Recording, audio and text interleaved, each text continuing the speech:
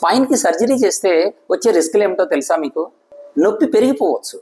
అంటే దేనికైతే మనం సర్జరీ చేస్తున్నామో అదే నొప్పి మీకు పెరిగిపోయే అవకాశం ఎక్కువగా ఉంటుంది. ఇంతే కాకుండా సర్జరీ తర్వాత వెనకాల డిస్క్ వెనకాల నుంచి వెళ్ళే నరాలు డ్యామేజ్ అవ్వచ్చు. ఇవన్నీ కూడా సర్జికల్గా రిస్కులు ఉంటాయి. అంతేకాకుండా ఇది చేయటానికి చేసిన ఎనస్థీసియా కోసము, దానికోసం పడుకోబెట్టిన ప్రోన్ పొజిషన్ అంటాం, ముందుకి బోర్లా పడుకోబెట్టడము ఆపరేషన్ కోసము, వీటన్నిటి వల్ల కూడా మనకి ఎన్నో రకాల రిస్కులు యాడ్ అవుతూ ఉంటాయి. వీటన్నిటినీ మనం దృష్టిలో పెట్టుకొని సర్జరీ నిజంగా మనకి అవసరం అయినప్పుడు మాత్రమే మనము సర్జరీకి వెళ్ళాలి.